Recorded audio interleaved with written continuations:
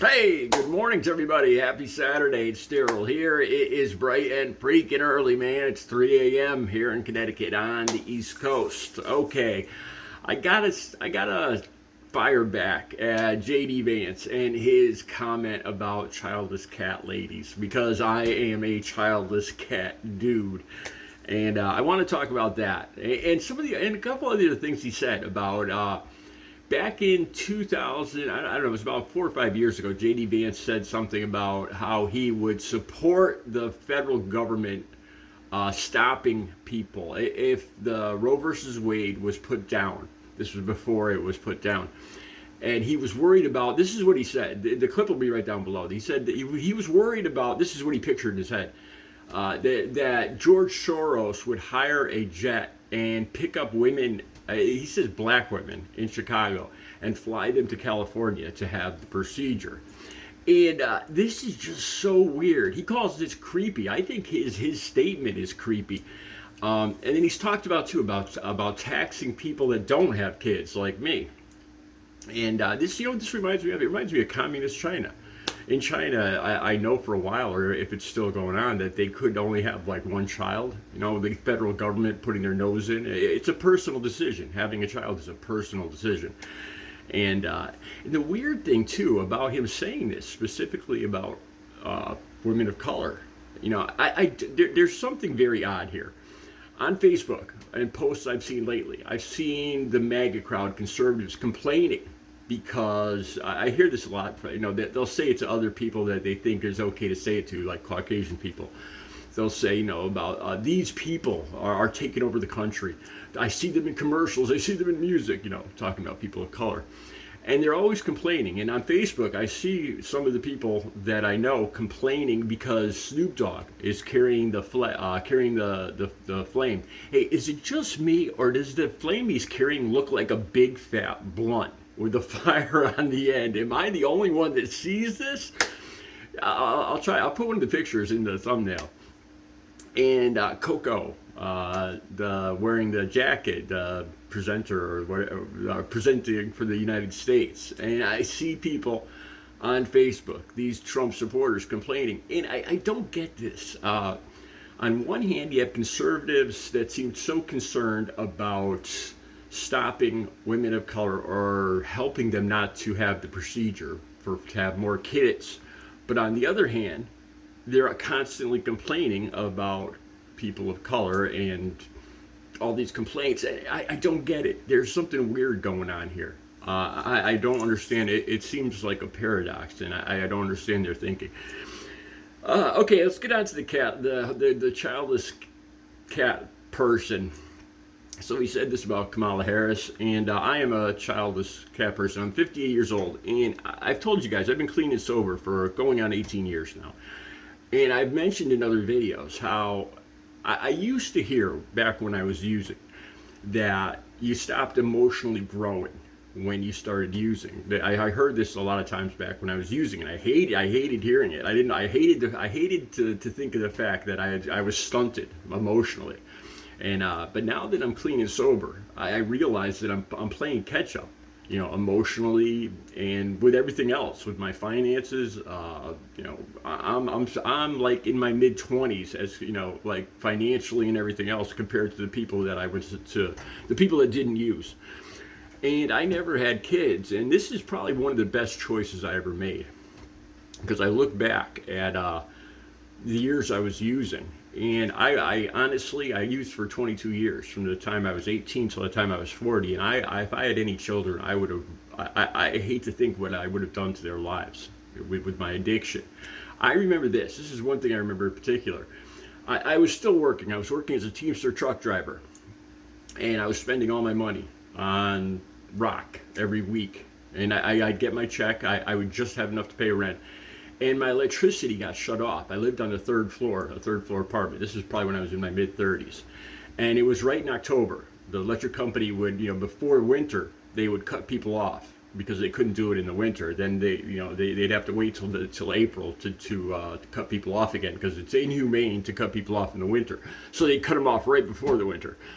And they cut me off. So I had no heat, no No, I'm sorry. It was no heat in my apartment. I lived on the third floor. It wasn't electricity. I did have electricity, and every week I got paid. You know, back then I was getting paid about $600 a week, which was good money back then. I mean, that's like 1,500, 2,000 a week now. And every week I would spend that money on rock instead of getting my heat. I owed like $400 or $500 to get my heat turned back on, and I went 6 months through the winter with no heat because I just couldn't. I couldn't hold on to the money, even one payday, and pay off the heat. So I had no heat through the entire winter. I was on the third floor, so the pipes didn't freeze. You know, some of the heat came up, and I had a small electric heater that I would plug in, and I'd leave it on like all day while I was at work. I would be up all night using, right? My heart would still be pounding. I'd be awake all night, and I would shower every morning before I went into work. You know, because I'd been up all night. I'd been using, drinking all night. I needed to shower every morning. I could never go out without. Even when I was using, I couldn't go without a shower. And I would get in an ice cold shower after being awake all night using cocaine all night long. And every morning, like in January when it was like, you know, minus 10 degrees here in Connecticut, and I had no heat in the apartment, I would go into the shower and take an ice cold. I can't believe I didn't die of a heart attack. These are the reasons. These are the things that I'm glad that I didn't. You know, that I had the foresight at least. You could call it selfishness, really, is what it is. But it worked out so that I didn't end up ruining some other person's life. Now, here's the thing. I had this cat, and I adopted it. And when I was living in this same third floor apartment, there was a woman that lived across the street from me. She had 4 kids, and she had 4 cats. And she moved right before the winter, and she left all 4 of her cats at an empty house, and she just left them there and she moved.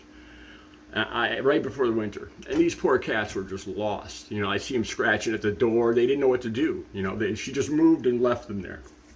One of the most heartless things I ever saw. And they were 4 orange cats. There was 1 female and 3 males.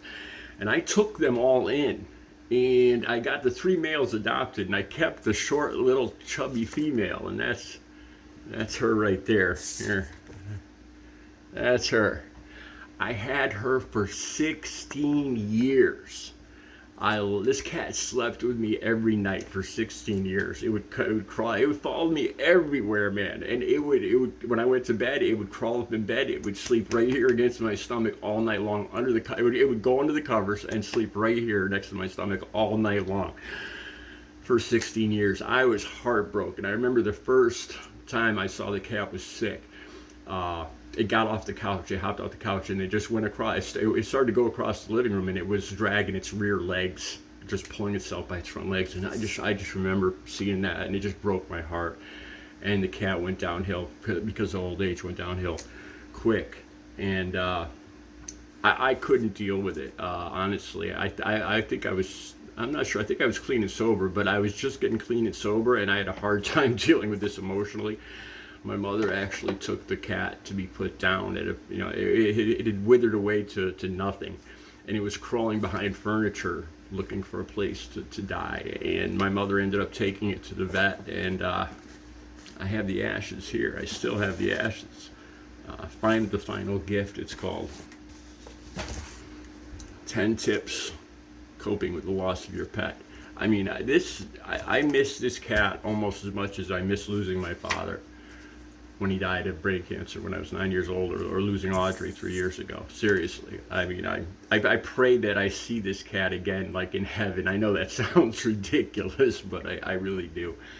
You know, she was short and fat. She had a little pudgy face.